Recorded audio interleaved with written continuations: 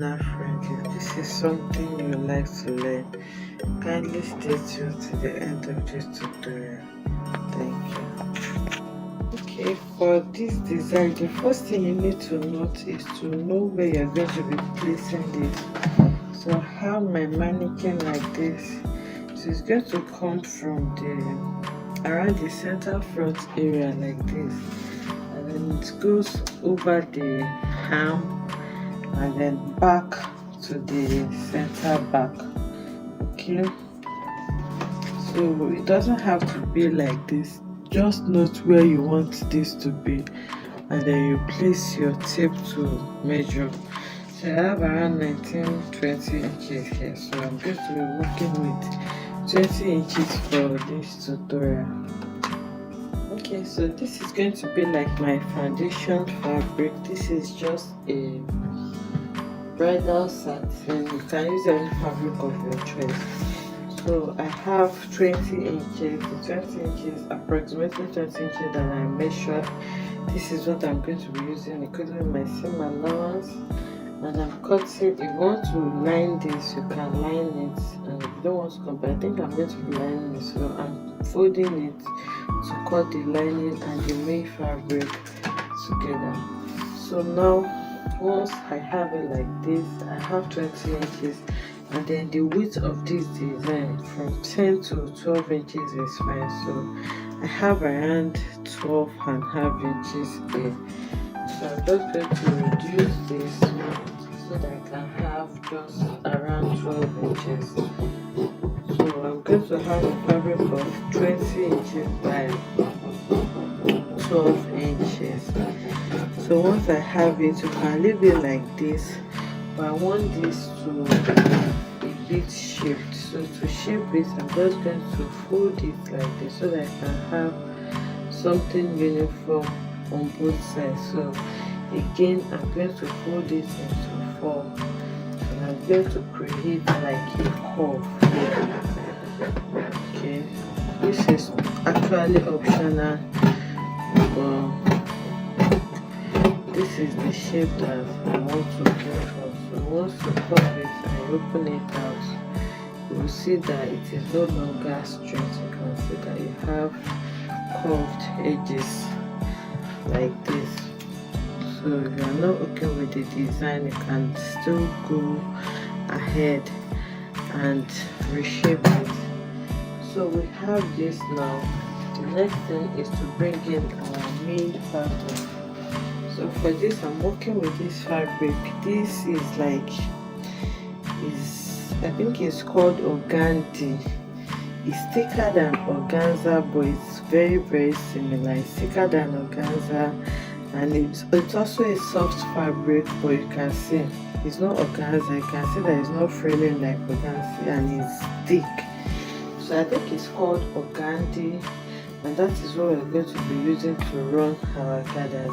So now the first thing you need to do now is to determine the width of your gathers. So I'm going to fold this fabric very well, so it's going to be easier for me to work on. So I want each of them to be around 3 inches, okay, in width. So on fold, that's going to give me 6 inches. So now I'm going to measure 6 inches interval, and then I'm going to cut it out. So you can see that I folded my fabric neatly, and I'm measuring 6 inches now.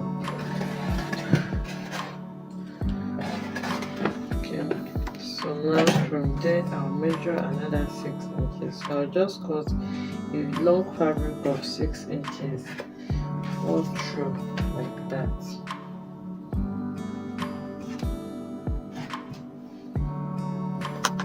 Okay, so I've gone ahead to cut them now.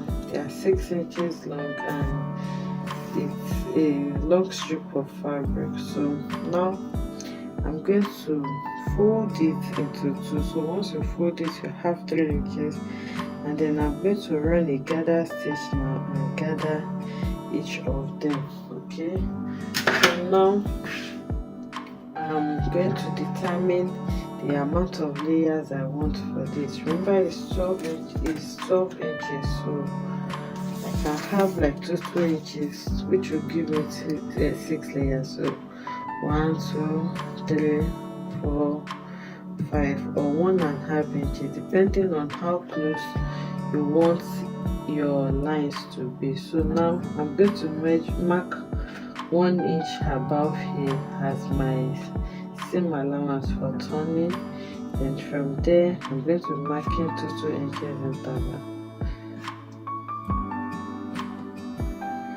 Okay, or 1.5 inches, because I really want them to be close. So now I have mark 1.5, 3,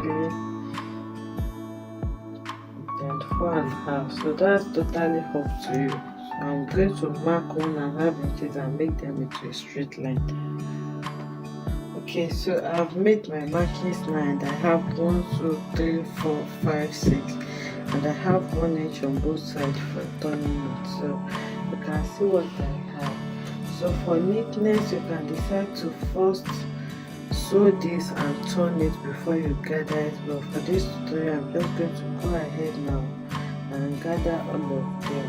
So I'll gather them and bring them to us to show us how we're going to place it. Okay, so I've gone ahead to gather my fabrics, and this is what I have. So the beauty of this fabric is that it acts like organza. Even with little gathering, it's going to give you this puffy effect that you have here.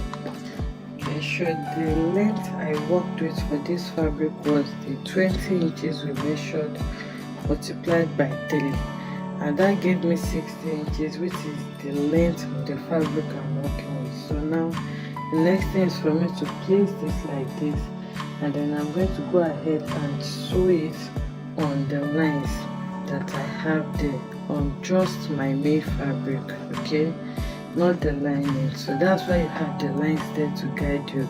I'm going to place it and sew it on the lines.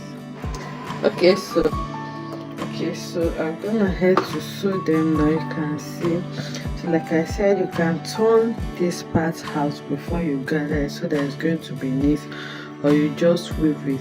But the secret to this is you just make your intervals very close to each other, so that the previous one is going to cover up the rough edges you have on the next one, and then the closer it is, the more ruffles you're going to have. So now you can see the ruffles I have with 6 layers here now. So this is the wrong side. You can see my seam line on the wrong side. So now to cover this is the first layer and this is the last layer. You can see the last layer now, the 6th layer, the 5th layer is covering the 6th layer. So for us to cover this first layer now, I'm going to be working with my lining, okay, and this lining is also going to cover all this seam line on the wrong side for me. So what I'm going to do now is to place this lining above it. So once you place it over it like this, I'm going to match it with each other, because we use them to cut each other. It should exactly be the same. So I'm pinning it to guide me. So once it is pinned, I'm going to turn it to the wrong side, and then I'm going to sew it on this exact point where I sew this, so that I can use that to turn it. So when you're pinning it, you make sure that all your seam allowance is folded towards this upper part, so that by the time you sew it, it's going to turn out everything neatly for you. So now I'm pinning it in place for it not to shift. So once you pin it, and when you're sewing, okay, you can see the way I sew it.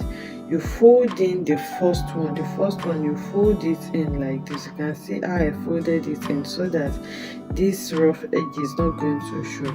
So you fold in the first layer, the first part that you're going to sew. You fold it in before you start sewing it, so that you can have something this neat. And then you leave allowance for turning with lining on these edges also, if you are turning with lining. So I'm going to pin it and turn and sew it round.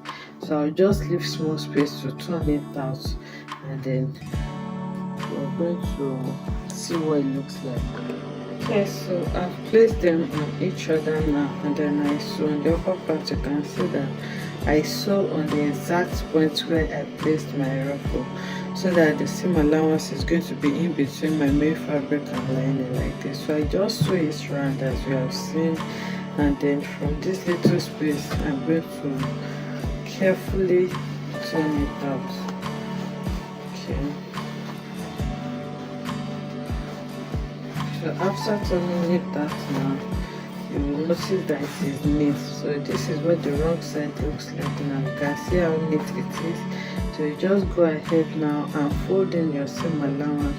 You can top stitch on it, or just use your hemming glue to cover it up. So now I'm going to arrange this very well, and then I'm going to go ahead and place it on my fabric. So if you're to be working with an actual fabric, it is advisable you can make this around 4 inches, so that by the time you finish sewing it, you'll be left with 3 inches, so that it can comfortably close up the rough edges you have on the next one. And then you make your intervals as close together as possible, so that the next one is going to comfortably close up whatever rough edges you may have on the previous one. So now here I'm going to just try to top stitch on this tiny a bit, so that I can relax well, because I don't want it to be poking out like this. So I'm going to stop stitch on it so that I can relax well. Then we'll take it to the mannequin so that we can see what it looks like. Okay, so this is what the design looks like. I just held it with a pin here, but you just need to sew it to the dress that you're making this to. So the logic is to make these pieces close together. You can make your design as your fabric as long as possible, so that it can completely close up the next one. So I hope you enjoyed making this beautiful tutorial with me. If you enjoyed this, let us know in the comment section. Like, comment, and subscribe to our channel, and I'll see you in the next one. Bye.